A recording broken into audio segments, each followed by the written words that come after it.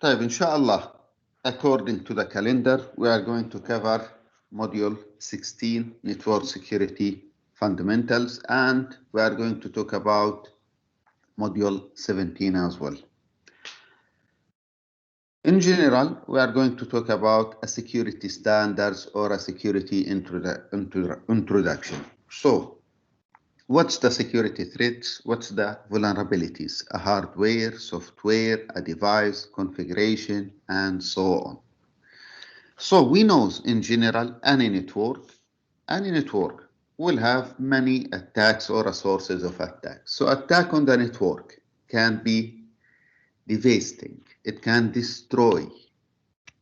يعني مدمرة راح تكون and can result in loss of time and money due to damage.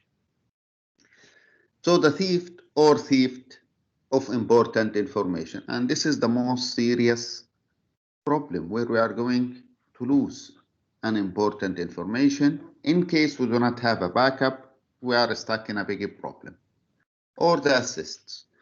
So usually intruders can gain access to the network through a software vulnerabilities, weaknesses, hardware attack, guessing someone username and password. All of these are methods can be used to obtain an attack on a network. So in this case, intruders who gain access by modifying a software or exploiting a software vulnerabilities, what we call them threat actors. Actually, we are talking about the hackers in other way, but what we will call it, or we'll call these types of users threat actors. So after this actor get an access to a network, he is not entitled to it, he is not legitimate to get an access. We have four types of threats may arise. First one, information theft. Simply, we get an access into a network, we can access a confidential information. So this information will be stolen. It can be sold for someone else. It can be very important information. So it can be published, for example, a research information, any confidential information. Another case, we have a data loss or manipulation. Simply let data loss compromised device will destroy or delete all the data we have it. So a virus here infected, the virus will format or will destroy all the hard drive. Or a manipulation, change the data, updated with incorrect details or information. We have another type also of threats. It's called identity theft. Simply, I steal your personal information and some important information. I can obtain a credit card, I can obtain a Visa card, I can act as you. So simply, I'm stealing your identity for malicious intentions. Finally, or the last type, disruption of services, stopping the services, deny or preventing legal, for example, from accessing a services which they are entitled to it. For example, we are connecting to the network, the connection is okay, there is no problem, but any service cannot be obtained. I'm sending my request, I did not get anything from the server. So example about this kind of attack, we call it DOS, denial of service attack. It can be one of the attacks over the network, will prevent legal user from carrying out or access a normal activity.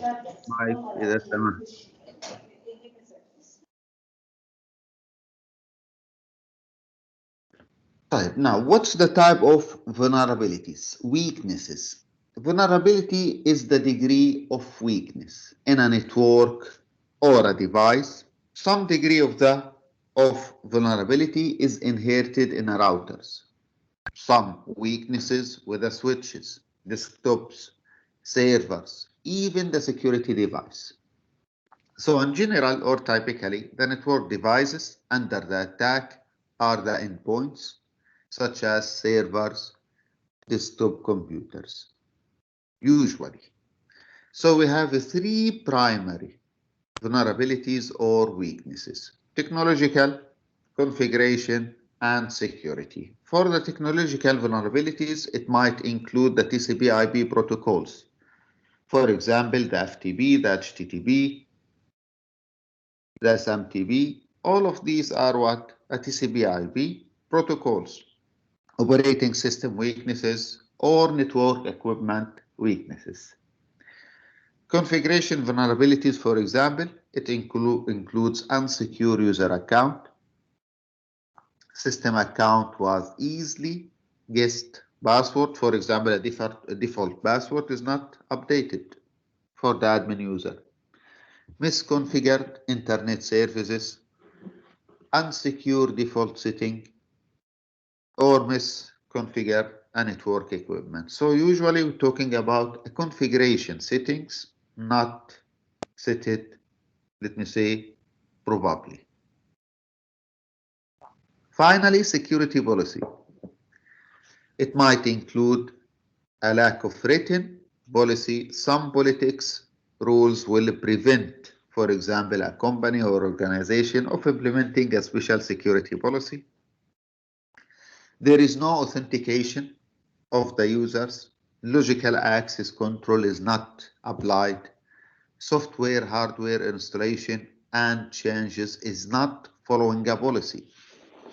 So the process simply is not organized. It's not based on a written and documented rules or policies. There is no disaster recovery plan. So all of these considered as what? Weaknesses affecting the network. So all of these three sources of vulnerabilities can leave a network or a device open to different attacks, including malicious code attack and network attack. So let us talk about now the physical security. When we talk about the physical security, in general, we are talking about the hardware assets, physical devices. So if the network resources can be physically compromised, which means the threat actor can access the physical component, threat actor simply can deny the users or the use of the network resources, prevent legitimate user from accessing the network resources. So we have four different classes of physical threats. First one, hardware. Threats include a damage of the server, router, switch, cabinet, workstation. Any hardware device is damaged in this case. Environmental threats. We know we have a server room, we have many cabinets, many devices there, so we need to monitor the temperature.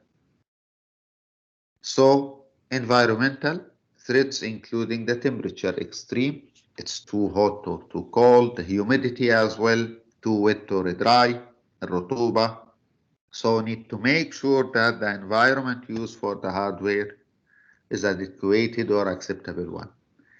Electrical threats, any problem related to the electrical current, the voltage. For example, voltage spike, very high changes of the voltage, insufficient supply of voltage, unconditioned power, it's considered as a noise, totally the power loss. We can have a backup, we can have a solution for this case. For example, we know we have an external battery source. It's called UPS, or sorry, USB, I think, unit supply power. So it can provide me a backup source for the electricity until we solve the problem. This is one of the solutions. Maintenance threats, for example, poor handling of electrical components. There is no spare parts, poor cabling system, poor labeling, all of these leading to what? To physical security. Now, in general, how we can secure it? How we can protect all the physical components? Simply restrict the access to the area where I have my physical components. So we're talking about the server's room. Only authorized user can access. We can monitor everything inside the room. We have a CCTV system. So we are protecting the access, we are monitoring the environment. So this is one of the possible solutions can be implemented when we talk about the physical security. Now let us talk about the attack. First step, we need to talk about the malware. And for sure, 100% as a senior students, you know what is this. So simply the malware is a short for malicious software. It's simply a code or software designed to damage, disrupt, steal, infect, or illegitimate action of data, hosts, or network. In general, we have the following types of malware. Viruses. And it's very familiar and common for us. It's a computer software simply, or a computer virus is a type of malware that propagates, ينتشر, by inserting a copy of itself into and becoming a part of a program. So they need a host here. The viruses need another program in order to spread. It spread from one computer to another, leaving infection as it travels. Every computer attacks with a virus, it's infected device. Usually, or the most common case, viruses will be what? Unexecutable files, exe files. So once we run that file, our device is infected unless it's catched and prevented or blocked by the antivirus we have it in our device. Worms, a computer similar to the viruses, a computer worm, similar to the viruses in that they replicate functional copies of themselves and can use or can cause the same type of damage like the viruses. But in contrast to the virus, what's the difference between viruses and worms? Now, viruses require what? The spreading of an infected host file. It should be attached to a file. Now, worms are standalone software. Do not require a host program or a human help to propagate. It's a standalone, malicious software. It will not be attached into another software. Consider as a hosting here a program. Another type, Trojan, horses. It's a harmful piece of software that looks a legal, legitimate software. Unlike the viruses and the worm, Trojan horses do not reproduce by infecting other files. They are self-replicate. They must spread through the user interaction, such as opening an email, attachment, opening a link, download something from the internet. So they need what? The user action to be downloaded and affected our devices. So we have 1, 2, 3 types of malwares in this slide. Now, we have another type of attack called reconnaissance attack. Reconnaissance attack, اللي هو استطلاع.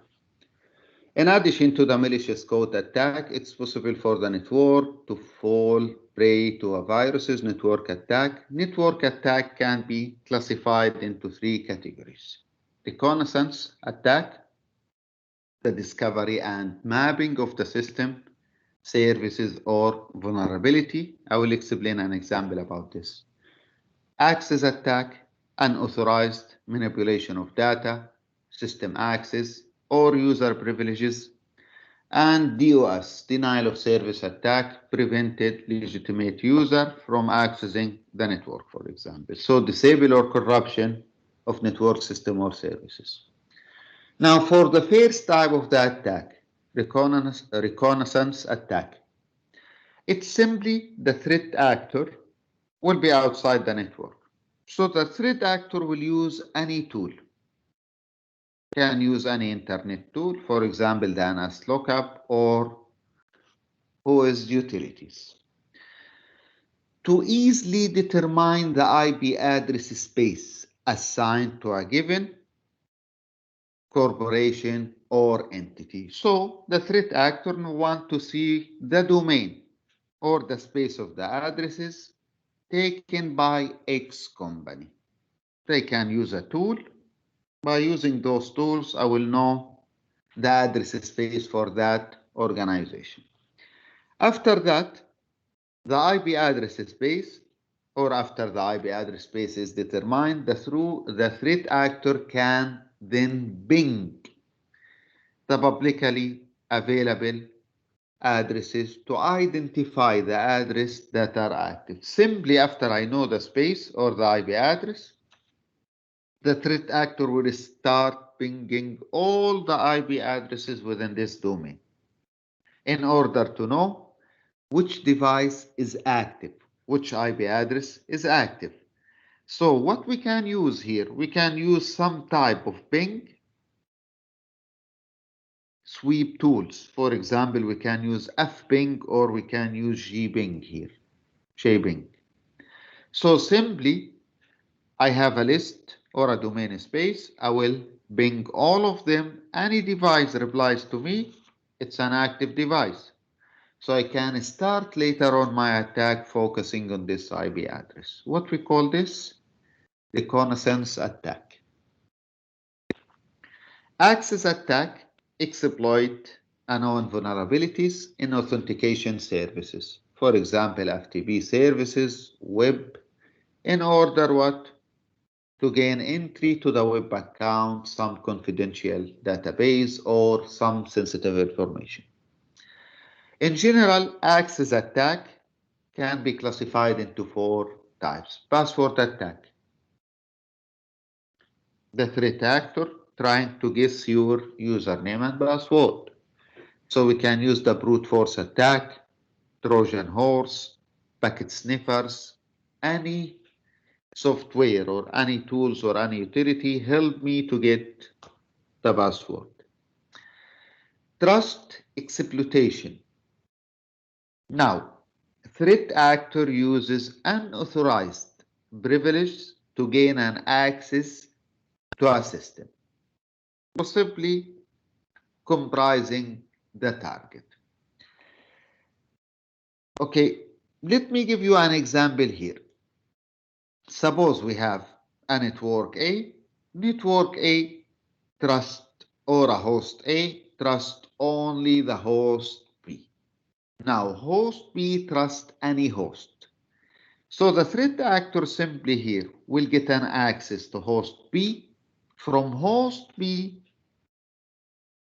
we will get an access to host A through a trusted host. So what we call this? Trust exploitation.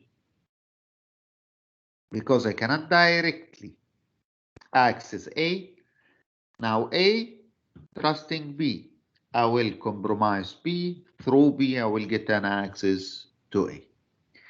It's very similar to the third part or the third type, port redirection. Threat actor here uses a compromised system as a base for the attack against other target. For example, threat actor will using port 22 as a such secure shell to connect to a compromised host A. Now host A trusted by B. So the threat actor can telnet now and access host A through host B. But what we are focusing on here, we're talking about a specific port numbers, port redirection from 22, we are using 23 on the telnet. Last type of the access attack, man-in-the-middle attack. Simply the threat actor here is in the middle between two parties, in the middle of between two parties, client and server, for example. So all the data exchange between them can be accessed by the threat actor in the middle. Because of this, we call it man-in-the-middle attack. So threat actor is positioned in between two legitimate entities here in order to read, modify the data that passes between the two parties, client and the server.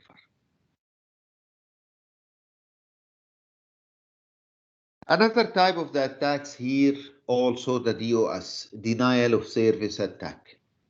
Simply, DOS attacks most publicized form of the attack and among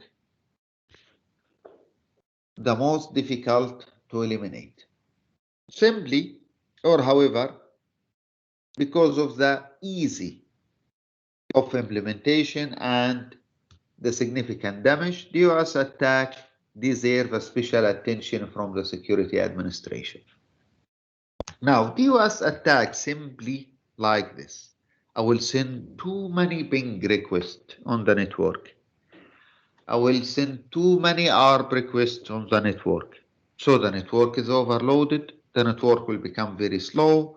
Legal users cannot access the shared services on that network. So DOS attack take many forms. For example, they prevent authorized users from using the services by consuming the network resources. To help to prevent DOS attack, it's important to stay up to date. Now, one of the mitigation solutions for the DOS to have up to date or to be up to date with the latest security updates for operating system and application.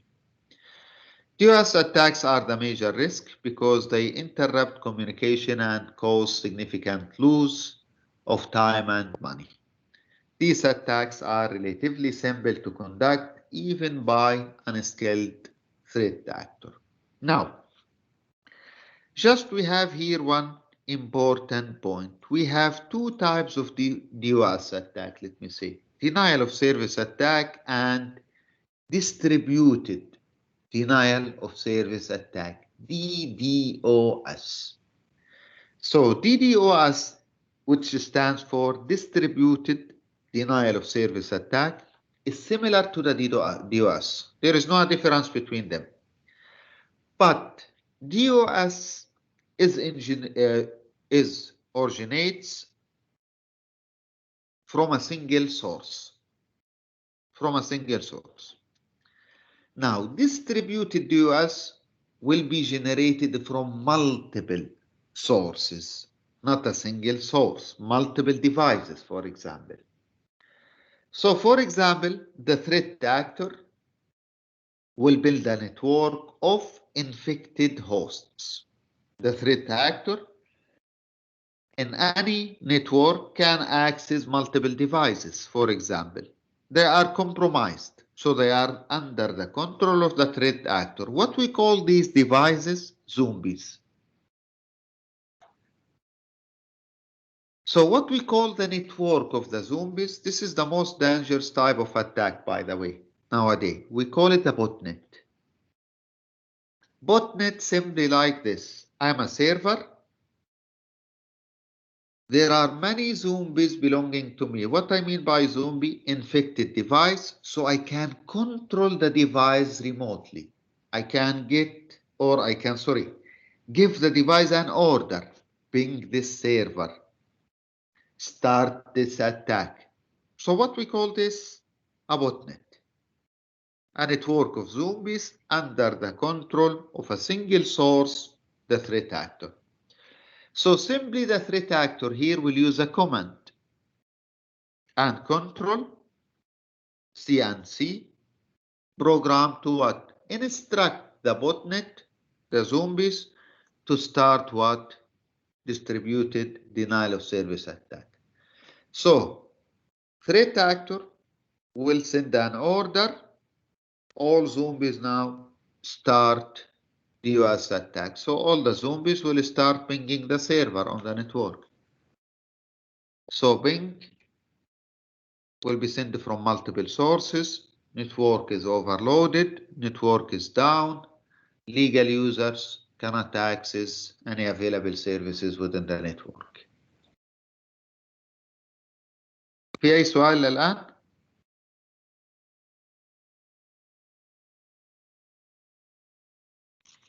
لا دكتور. طيب.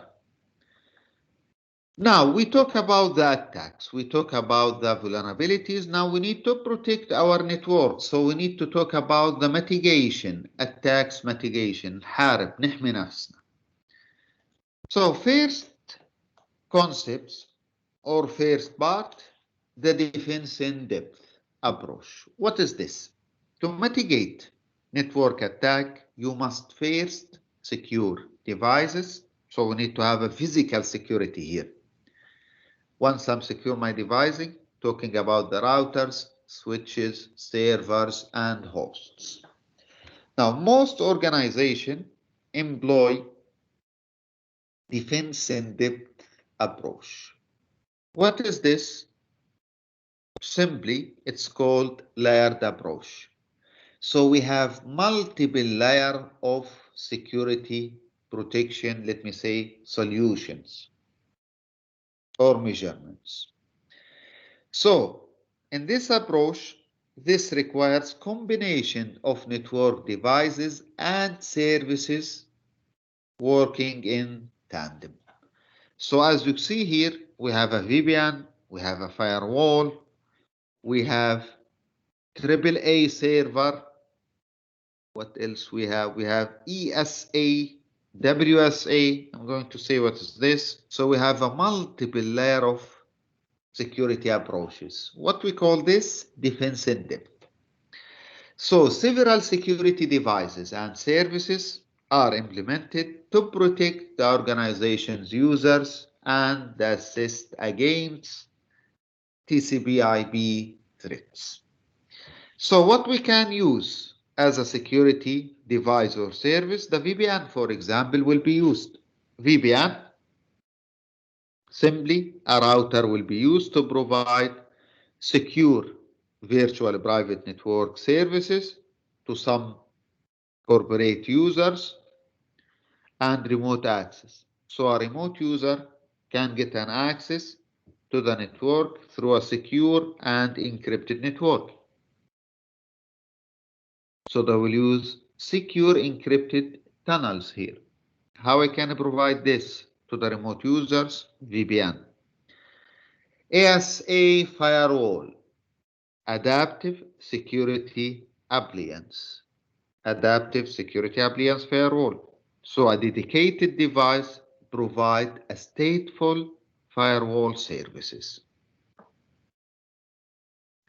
So simply the firewall monitor the network traffic, restricting the access based on the traffic and the source of the access request. We are going to talk about the firewall types also in the coming parts here. IPS, intrusion prevention system. It simply monitors the incoming and the outgoing traffic, looking for viruses, attacks, any source of the attack, malwares, and so on. Intrusion prevention system. Now, email security appliance, web security appliance as well. So email security appliance, here I'm talking about email filtering server to filter all the incoming mails and to check if there is a spam, suspicious mails, and so on. Web security appliance as well filters the known internet malware sites. Filter all the incoming requests or the malware sites. AAA server, authentication, authorization, accounting. This is the AAA. Authentication, authorization, and accounting. It's a server containing a secure database, so of who is authorized to access and manage the network devices. So it's, let me say, a server responsible for authenticating the access request of the user. Authorize the user what they can do as well.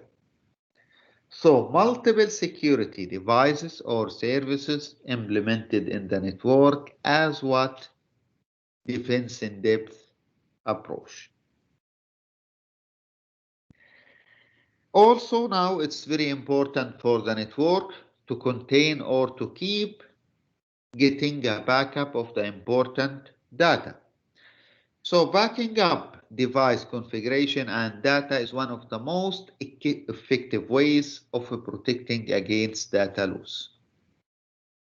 Hardware crash problem, a disaster problem, attack problem, we have a backup off-site, not in-site. It should be in different location, so we can restore back our network or our data without any problem. So backup should be performed in regular basis as identified in the security policy. And we have mentioned this when we talk about the policies. Attacks or vulnerability, sorry. We said lack of policies. There is no disaster recovery solution or a backup. So data backup are usually stored off-site in different locations to protect the backup media if anything happens to the main facility. So what we have in this table, 4 important consideration points related to the backup. So we have a backup consideration and a description for each consideration. First backup consideration, the frequency. Talking about, we are going to perform the backup weekly, daily, monthly, yearly. So it should be what? Clarified or clearly listed. So perform the backups on regular basis as identified in the security policy. Full backup will be time consuming. So therefore, perform a monthly, weekly backup, for example, with a frequent partial backup of the changes file. We can only, for example, backup the updated file, the changes files, not the full database. Storage. Always validate the backup to ensure the integrity of the data. Data has not been tampered with. This is the integrity. And validates the file restoration procedures. How it can be restored in case we have a problem. Is the procedure adequate? It's a valid. Security considerations. Backup should be transported to an approved off-site storage location on a daily, weekly, monthly rotation as required by the security policy. So it should be what? Protected, encrypted as well, even if we store it off-site.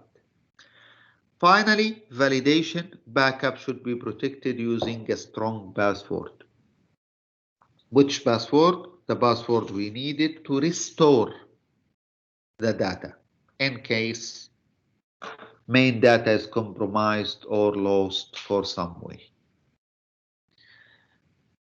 By the way, just to make sure what we are talking about here, data defense in depth, backup, update, upgrade, and batches, all of these are what? Network attack mitigations solution.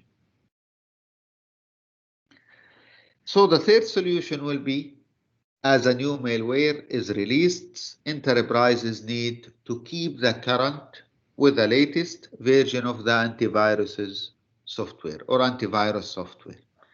So simply keep your operating system, keep your virus up to date in order to protect yourself from any new or latest viruses. So the most effective way to mitigate a worm attack is to download a security updates from the operating system vendor and patch all the vulnerable systems. One solution to the management of a critical security patches is to make sure that all system automatically downloads the updates. So it's very important to keep updating or to keep your system and your antivirus up to date. Simply. AAA now, authentication, authorization, and accounting. AAA network security services provide the primary framework to set up access control on a network devices. So, AAA service or server is a way to control who is allowed to access the network, authenticate the user, what action they can perform while they are accessing my network, so authorizing the user, and monitor everything they done or they did while they are accessing the network, accounting, or recording what they was done while they are there, it's accounting. So AAA authenticate the user, specify what they can do, monitor what was done within the network.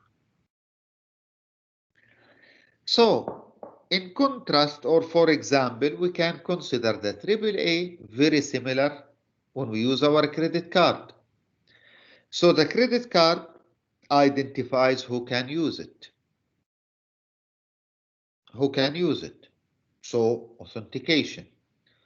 How much the user can spend? What's my limit? So it's what? Authorization. Now, what I ordered, what I spent, what I did, accounting. Keep accounts of what item the user spent the money on, so it's what? An accounting.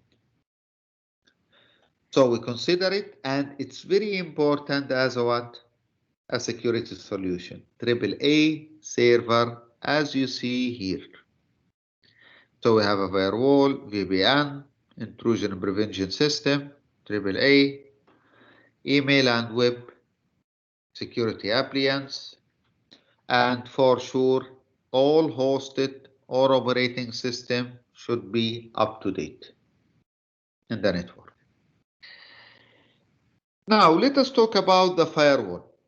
The firewall simply resides between two or more networks, as you see here between our LAN and the internet network, between LAN, internet network, and DMZ zone belonging or belongs to the same network. So firewall is an intermediate or acting in the middle between two networks.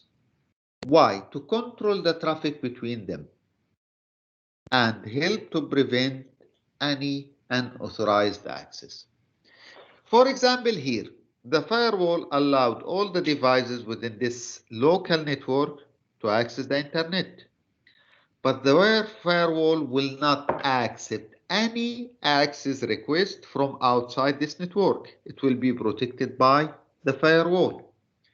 So the firewall allow outside users or, sorry, this is for the first point. Here talking about something else. So this is one of the solution. Local user can access the internet. Outside user will be denied. Now, sometimes the firewall will allow outside users controlled access to specific services. So outside users should have an access to some services. So for example, we have this DMZ, demilitarized zone, belonging to X organization.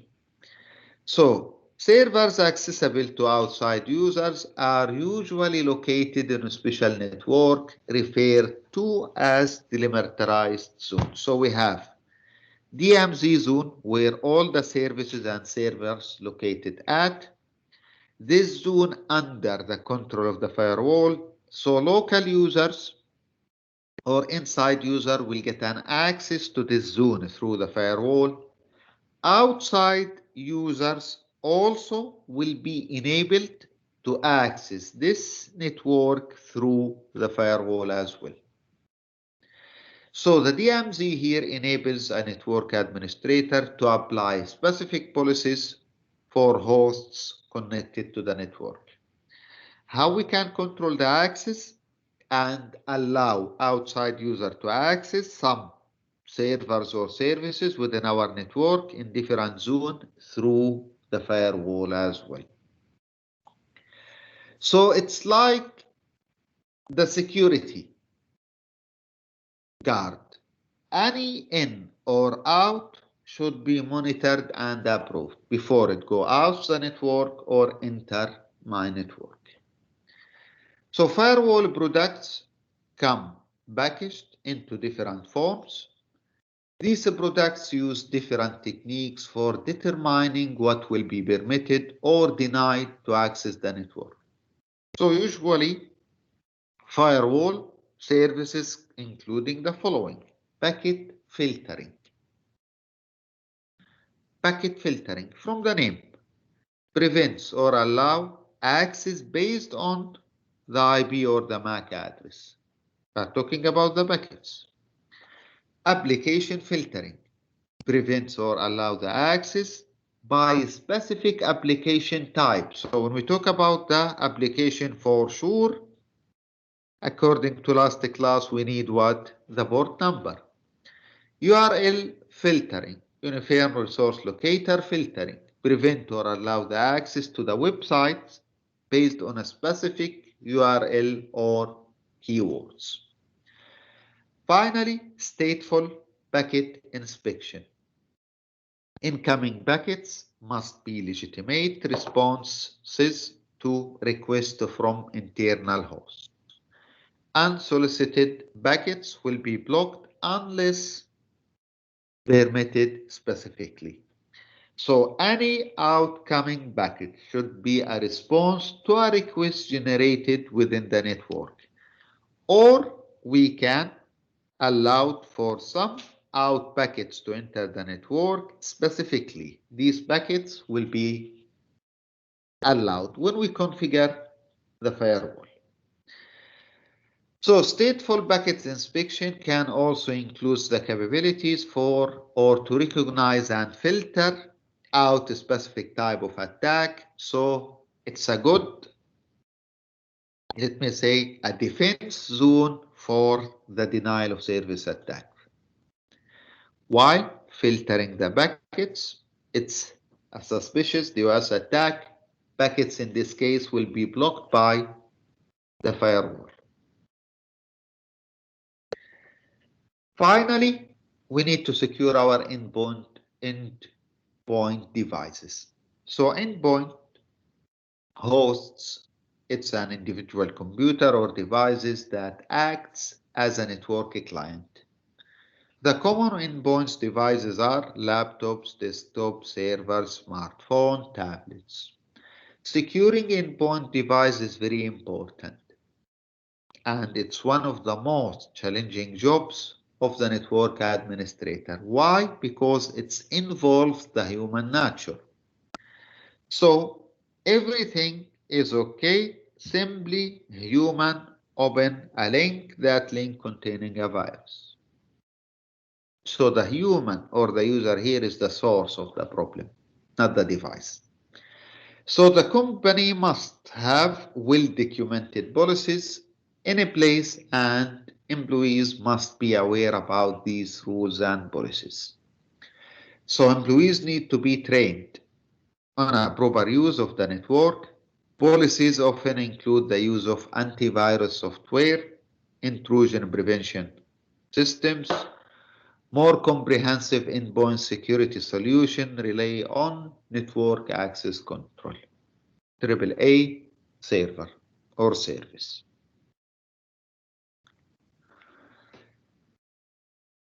Finally, for the security device. Now, any device we know comes with a security setting or the default setting. So the security settings are set to the default values when a new operating system is installed on a device. In some cases, the default security setting level is inadequate. For Cisco routers, for example, the Cisco Auto Secure feature can be used to assist securing the system. So, in general, we have simple steps can be taken that apply the most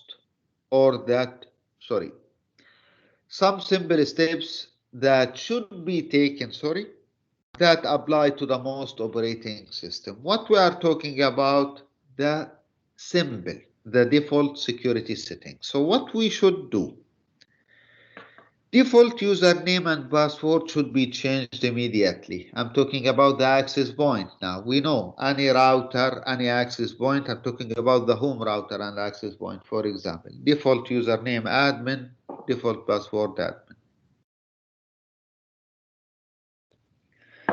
What we should change also, access to the system resources should be restricted to only those users that are authorized to use the resources, authorized user only. Any unnecessary device or application should be turned off or uninstalled when possible.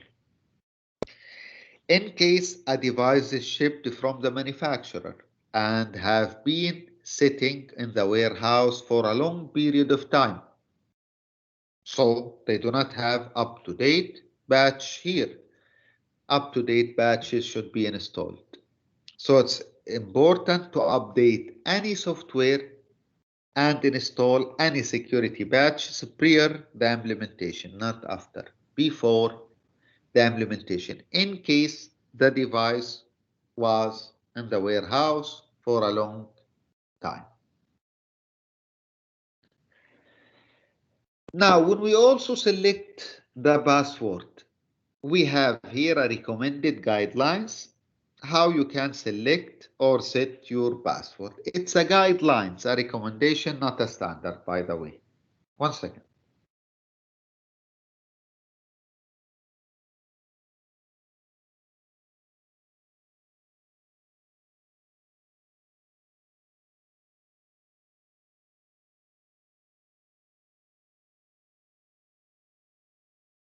Okay, so let us see some standard guidelines where we want to use a strong or how we can use a strong password. It's a recommendation one more time, not a standard.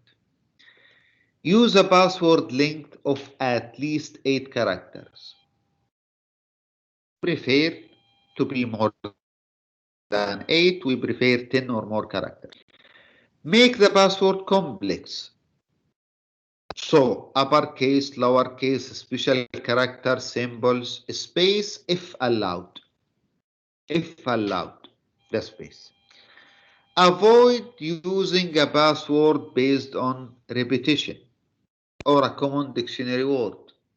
For example, relative, a pet name, biographical information, birth date, ID number, ancestor names.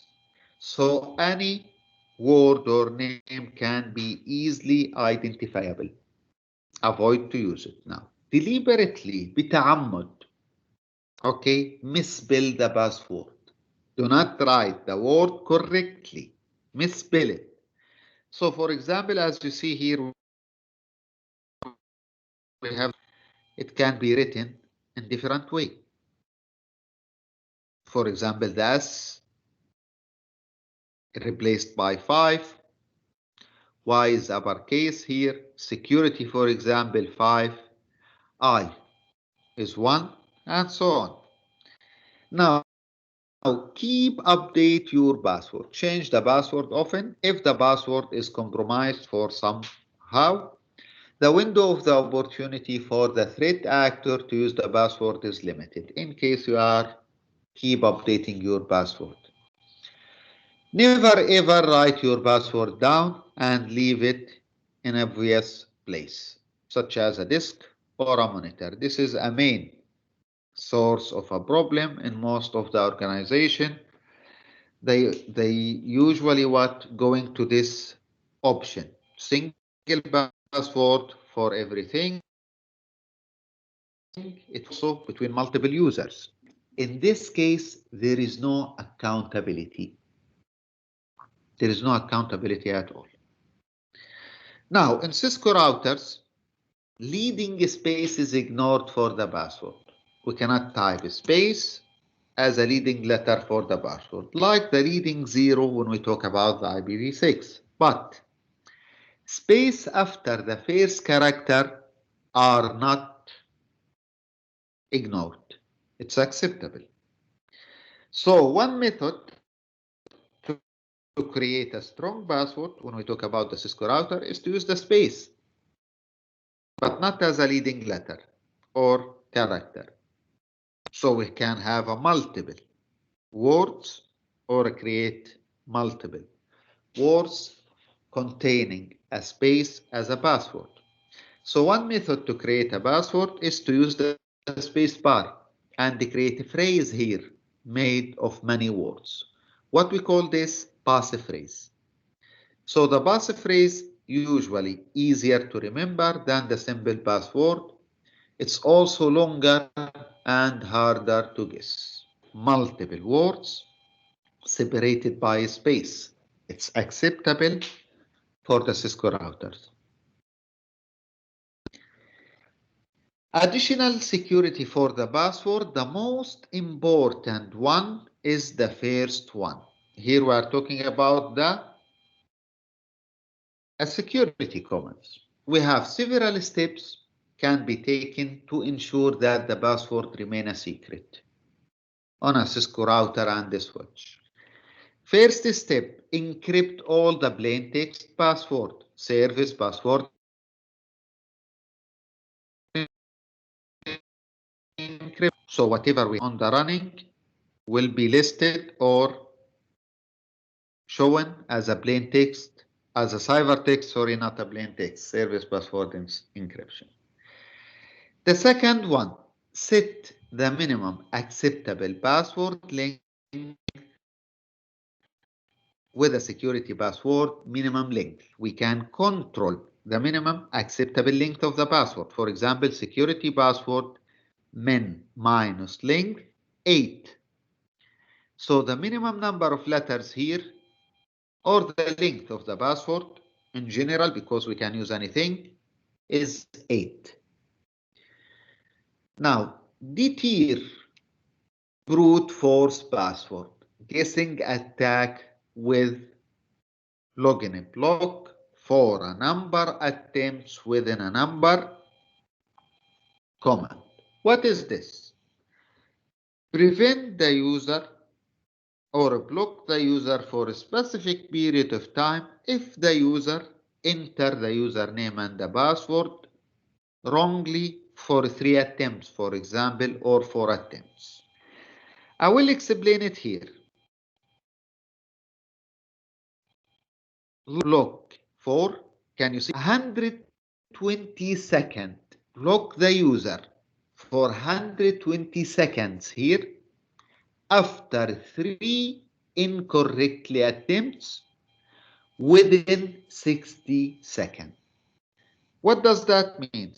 If the user enter the password 3 times incorrectly within 60 seconds, block the user or the session for 120 seconds. واضحة؟ Is it clear؟ واضح يا جماعة؟ واضح يا دكتور، الله يعطيك العافية. طيب, what we have also, disable and inactive privilege execute mode access after a specific amount of time. Now, suppose we are accessing the router, but we do not do anything. The session is simply idle. We create a session, we access the mode, but nothing is done. So, disable the mode access, disable it after specific amount of time. Now here the default time is 10 minutes. So when I access the privilege exec mode and I did not do anything, for 10 minutes, it will be logged me out by default. We can control this by using exec minus timeout. For example, 5:30. What's the 5:30? 5 minutes, 30 seconds. What's the default? 10 minutes. So we can reduce it.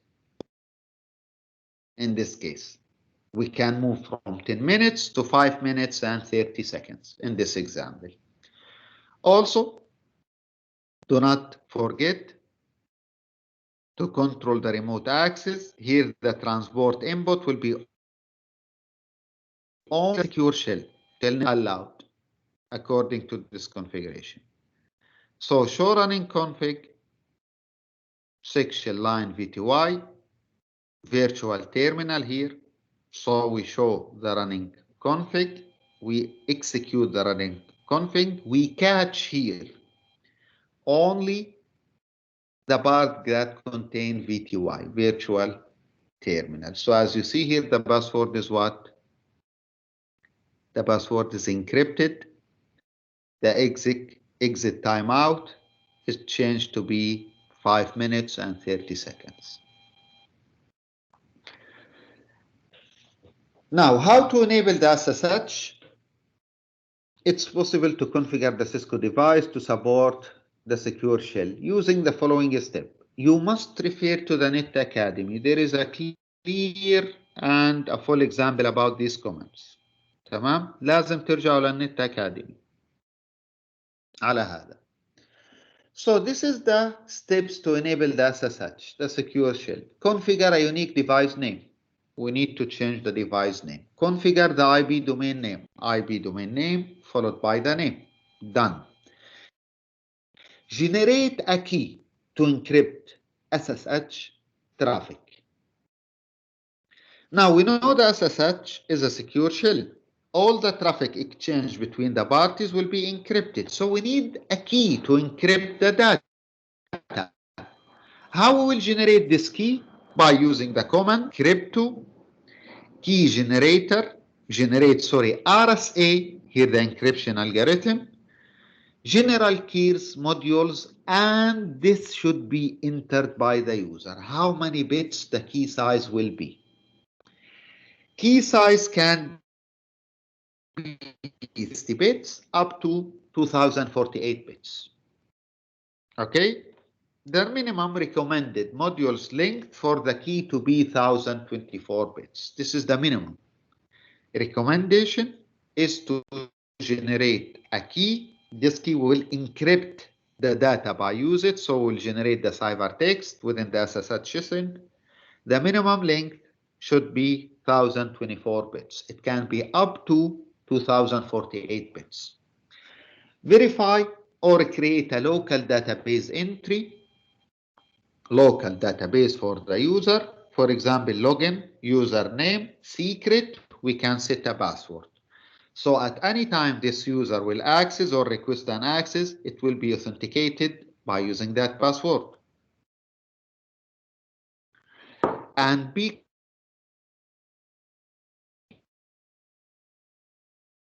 can do this. A global configuration, line configuration comments here. Okay. Authenticates against local database, activate login local. It's already here, I think. No. Use the login local line configuration commands to authenticate the VTY line, virtual terminal line, against the local database. Enable the inbound SSH section. Transport input telnet, transport input SSH, transport input SSH or telnet. It's up to us. So we can control it as a last step by using this command. One more time, it's very important to refer to the Net Academy. Just you will find under them, you will find a fully detailed example about how we will type each command for each step. Finally, for module 16, disable and use routers and switches, or start with a list of active services that may or may not be required in your network. So disable any unused services to preserve the system resources such as CPU, RAM, prevent the threat actor from exploiting these services. So the type of services that are on by default will vary depending on the iOS version, Internet Network Operating System. For example, only hypertext transfer protocol, secure ports, and dynamic host configuration protocol. How we can see the active ports? We can use show IP ports all commands.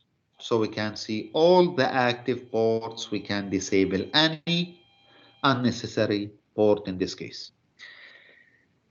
Any iOS version before the iOS XE will use show control panel plan host open dashboard command, also to see all the active services within the device. Nothing more than that you need to know in module 16. So we'll stop, we'll open 17 and start 17.